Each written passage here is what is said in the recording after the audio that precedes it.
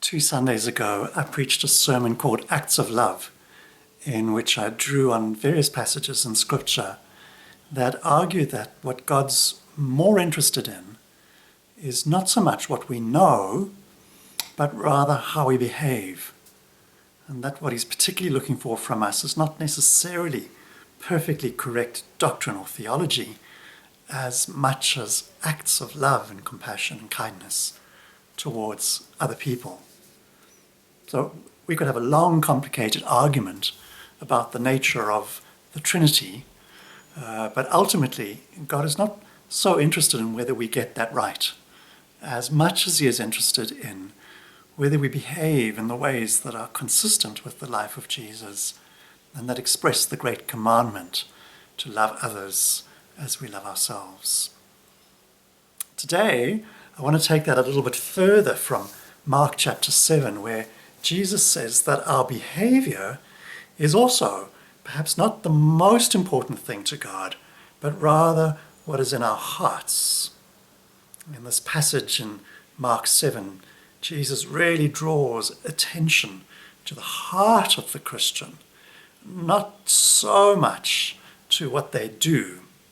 Well, the context of this passage in Mark chapter 7 is some debates around why Jesus' disciples were not washing their hands before a meal. Now, in our family, we always wash our hands before a meal, even though we don't eat with our hands. That's kind of what we do. We think of it as just a good hygiene thing, so it's just kind of part of our ritual. But in those days, people believed that if your hands were unclean, then what you ate and put into your mouth would make you unclean. And so people were sometimes very, very concerned about these outward signs of piety or of holiness and righteousness. And so the behavior of people became so important, particularly kind of religious behavior or super religious behavior. And I think we all probably know some people like that. They're kind of super Christian, super religious, and really, really concerned for how things must be done just right, just so. What Jesus says in this passage is that what you put in your mouth is not going to make you clean or unclean. He actually gets quite graphic, and he basically just says that what you put in your mouth is just going to come out the other side. And so it's really irrelevant. It's just going to go straight through your body and land up in the toilet. And so don't stress about it, because it's just food. It just goes through your system. He said what's more important than what you put into your mouth is what comes out of your mouth. That's more important. So in a sense, your words are more important than the food that you eat. And then he explains that what comes out of our mouth emanates from our heart. And so it's what's in the heart that is what's really, really important to Jesus. And so he says in verse 20, Jesus wraps up this passage of teaching, and he said, what comes out of a person is what defiles them. And on the opposite side, we could say it's also what comes out of a person that makes us holy or righteous or in alignment with God. And then he says, for it is from within, out of a person's heart, that evil thoughts come. It is from within us that evil thoughts emerge, not from outside, but rather from within.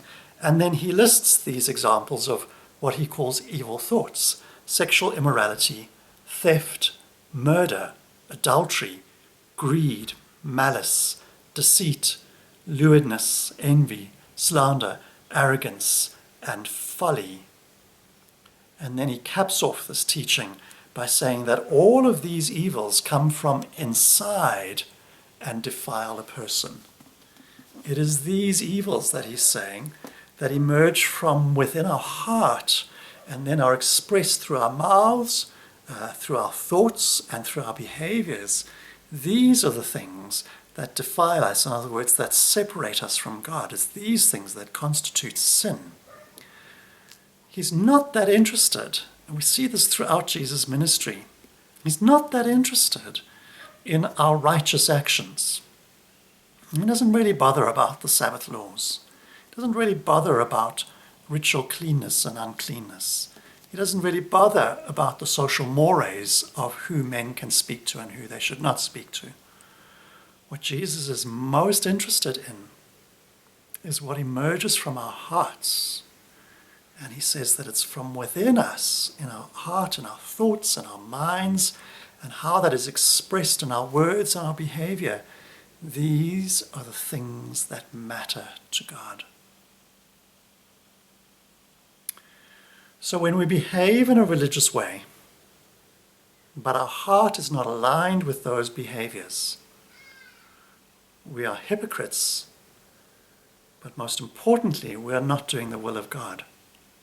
Simply going through the motions of doing religious things or Christian things is not what God is interested in. What God is really interested in is what is in our heart and what is coming out of it. And so I want to encourage you today to spend a bit of time examining your heart. The impression we get from Jesus is that God can live with and tolerate a degree of imperfection in our behavior and even in our speech. But what he's really eager for is that our heart be transformed. As Paul says in Romans 12:1, be transformed by the renewing of your mind. A complete transformation, an inner change that shifts our orientation from the self and the world towards God. This is what Jesus is looking for from us. So I invite you, dear friends, spend some time today reflecting on what is in your heart. And when you engage with people around you, reflect a little bit on your motives. And when you're on your own, think a bit about your thoughts. And in all of these things, let us try to orientate our heart towards the living God, to lean towards him and to drive towards him, because this is the kind of direction that God is seeking for from us, that our hearts lean in towards God.